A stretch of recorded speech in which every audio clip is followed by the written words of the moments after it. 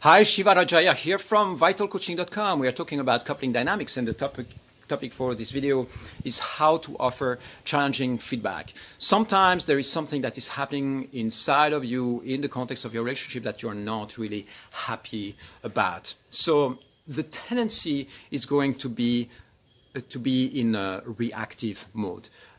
Most people, when they feel a challenging emotion rising through them, they are going to take their phone and send a text message. Or if they are at home, they are going to walk straight to their partner in a state of energetic or emotional charge and blast their partner with whatever is alive inside of them, which is going to trigger an energetic response of defense in your partner, and then a fight is going to follow up on that. So if you want to offer challenging feedback, if there is something in your relationship that you are really not happy about, the first step, is to witness what's happening inside of you. You go like, wow, I'm really angry right now. That's interesting. That really pisses me off. I'm really triggered inside of me. So first you witness, okay? The second thing that you want to do is understand that you don't want this challenge to create separation between the two of you. If your goal is to be in a relationship with that person, then what you want is to find a way of using that challenge to bring you closer to each other. So guess what? If you walk to your partner and you attack them verbally, most of the times they are going to retreat. They are going to contract. They're going to shut down sexually. It's going to create a separation. You might end up sleeping in different rooms, or you might end up breaking up, So if the intention is to create connection with your couple, with your partner, and you are triggered, and there is an emotion, challenging emotion, and you have to offer feedback to that person, you have to be really smart in the way you are going to offer that feedback. And so, setting up the context, again, you set up the context by going to your partner when the moment is right, usually face to face, and you go like, hey, I'm facing some really challenging triggers in my field right now, and I don't know what to do with them. Is there a moment where we can do a shadow check? We can do a check-in so that I can really voice and share what I have to voice to you. Okay? So that's the second step. Instead of just walking to them and hitting them with your feedback, you go like, you ask for permission, you set up the container. Okay? This is very important. The moment you can sit down and start sharing, the moment you have agreed to sit down and have a check-in or a shadow check on that, then what you are going to do is, again, I love setting up timers, for these kind of things. You set up the timer and say, you know what, I need 15 minutes to voice what I have to voice. I don't want to be interrupted. There might be some emotional charge. It might get a little bit intense in my voicing and in my sharing, but please stay present and hold space for that experience. Can you do that? Okay, that's the way you are going to express it or voice it. And then your partner is going to be like, yeah, okay, it looks like it's charged. Let me prepare. Let me just go to the bathroom. Let me get some water. Okay, here I am. I'm sitting down. I'm not going to interrupt you. I'm going to give you space to voice absolutely everything you have to say. Please don't go full volume because the kids are sleeping next door, but keep it at 50% maybe. And I'm not going to enter in reactive mode. I'm going to be here listening to what you have to say. Okay, so this is the context. This is the way to set it up in a way that is going to create connection between the two of you. It's not entering into reactive mode. You had the space to actually digest the emotions a little bit, to feel them in your system, to identify exactly what it is that you want to voice.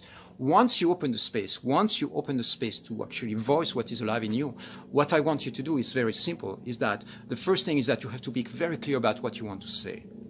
Just, being in free flow is great as well, but try to clarify in your mind what is the essence of what's frustrating me, what is the essence of what's challenging inside of me, what's the essence of what I want to say or what I want to voice, what is it that I want? Do I just want to complain, to vent? Is it something that I would like my partner to do that he or she is not doing? So yeah, this is the idea.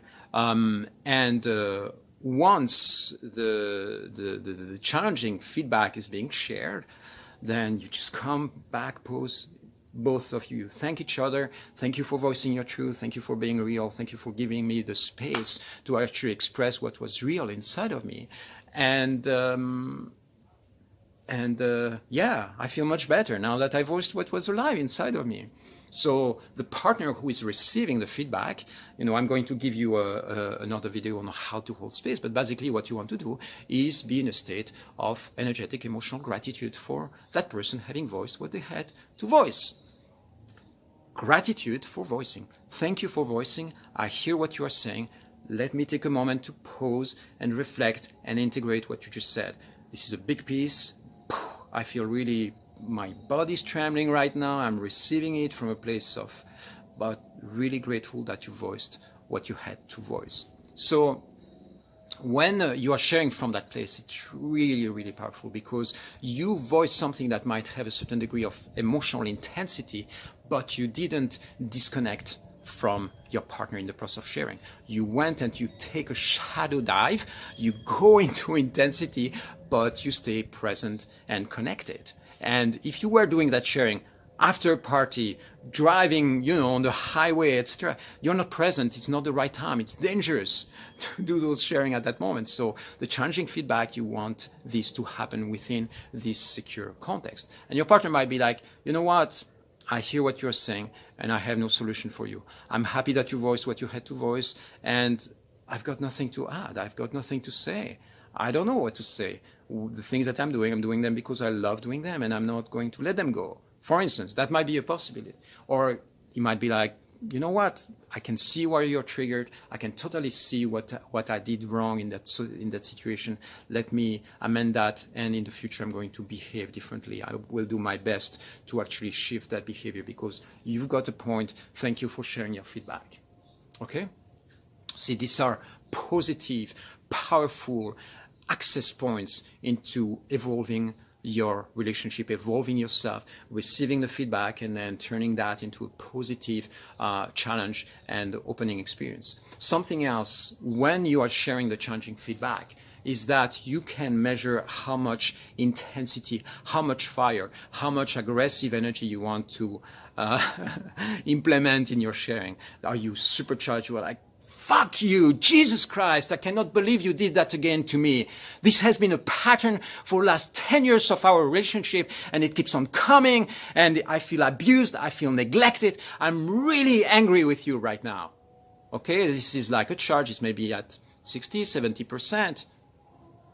If it was 100%, it would be way more intense. I don't want to scare you right here. Another one that would be not intense is like, I feel sad, I feel neglected, I feel like you're not taking care of me, I feel like we have been working on this thing for like the last 2 months and there is no response. I feel like you're not being responsive in this space. So you see, sharing from that place, now we are in a degree of emotional intensity which is maybe at 5%. It's not intense. That's not a feedback that is intense to receive. When you blast somebody with fire and projection, yeah, that's intense. But this one might not be that intense. So when you offer this challenging feedback, learn the art of getting your message through. And sometimes there is an emotion that is really triggered and there's lots of fire. You feel like a volcano ready to explode. So it's okay to explode. It's okay to, but do that within a context that is safe, where your partner is going to be really present to be able to hold space for you. Makes sense, right?